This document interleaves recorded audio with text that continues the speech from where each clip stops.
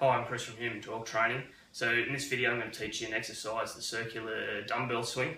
So I'll demonstrate it first and then I'll talk a bit about why I like the exercise, what it does and how to do it. So most commonly you'll see it done with 2 dumbbells. You can do it with 1 at a time. I prefer this particular exercise with 2. So here's the exercise.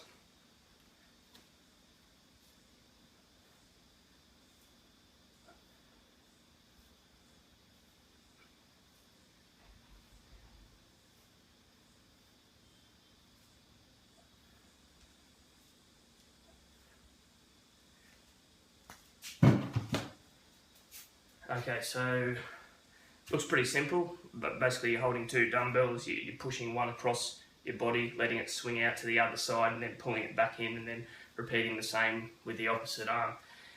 Now, what I really like about this exercise is it teaches you to use your whole body together, so it's a full body exercise.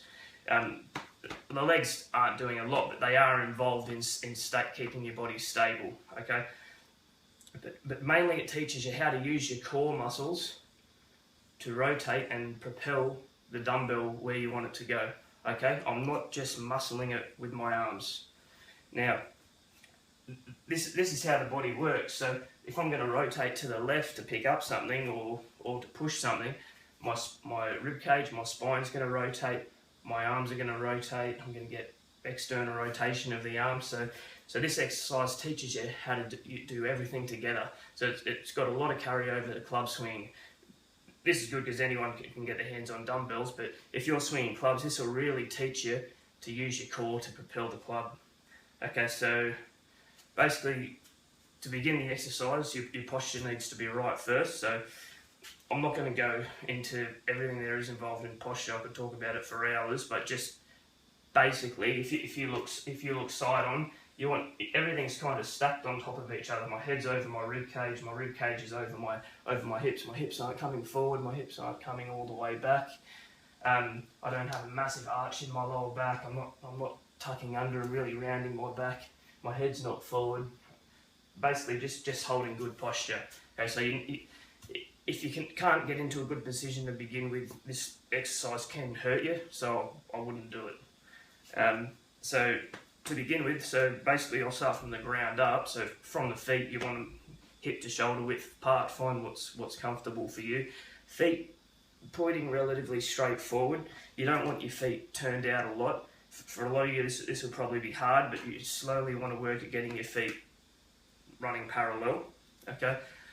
You want to keep a small bend in your knees while doing the exercise. Reason for this is when you drop a weight, you want to absorb that drop of the weight with your whole body. So a little bit from the knees, a little bit at the hips, even a little bit in the spine.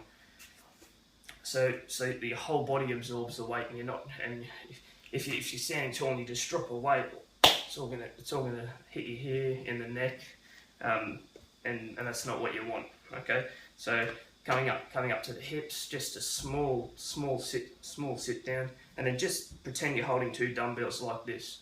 Okay, so without any dumbbells to begin with, you're going to basically pretend like you're pushing one across your body, then just letting it swing out and pulling it back in and doing the same with the opposite arm. Just getting the movement going without a dumbbell. I like to do this, a couple of times throughout the day with no weight. I find it helps my recovery and just gets everything moving, helps mobilize the spine. Okay, so you'll notice as I do this, so I'm getting rotation at my thoracic spine. So that's the rib cage rotating. Now you will get a tiny bit in the hips, but I'm trying to keep my hips relatively still and rotate from the core. What that does, that's going to put a lot more pressure on your oblique muscles, which are a main target for this exercise. Okay, so in the beginning, just getting that flow down. Okay, now one thing to notice is when you swing a weight out here, there's going to be a time when it's going to keep swinging this way. So basically what you're doing is you're pulling this shoulder, getting with that rotation, so you're pulling this shoulder back and catching it in here. Okay, so from the side, I'll show you with with the dumbbells. Okay, so I'm pushing it across, so you notice I'm getting a little bit of rotation here, letting it drop, and then when in this position, you notice I'm getting that rotation there. Okay, so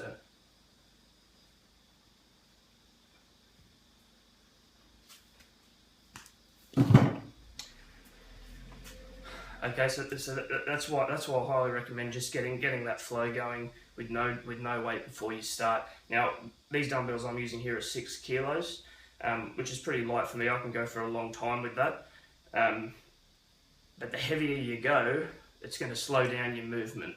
Okay, so I'll put a video up, I think a month and a half ago, where I was swinging them using 15 kilo dumbbells. And you'll notice there, I've kind of slowed down a bit. I like using different ranges of weights and with different speeds. Okay, so I'll demonstrate the exercise again. Okay, so from the ground up, feet straight forward, small bend in the knees, chest up, and then dropping it. And the main goal is to try and make it as smooth as possible. So you notice when I drop it, it just swings out to the other side.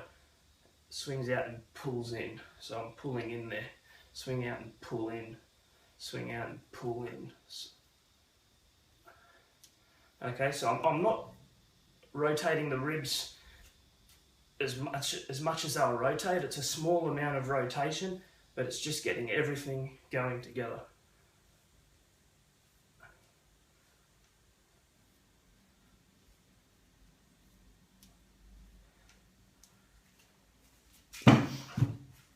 Okay, so that's the exercise. You can do it for time, you can do it for reps, play around. I highly recommend starting with no weight and light weight first, just getting that flow going. If you go straight to using bigger weights, you'll want to muscle the whole thing, which is not the aim of this exercise. Okay, so have fun with it.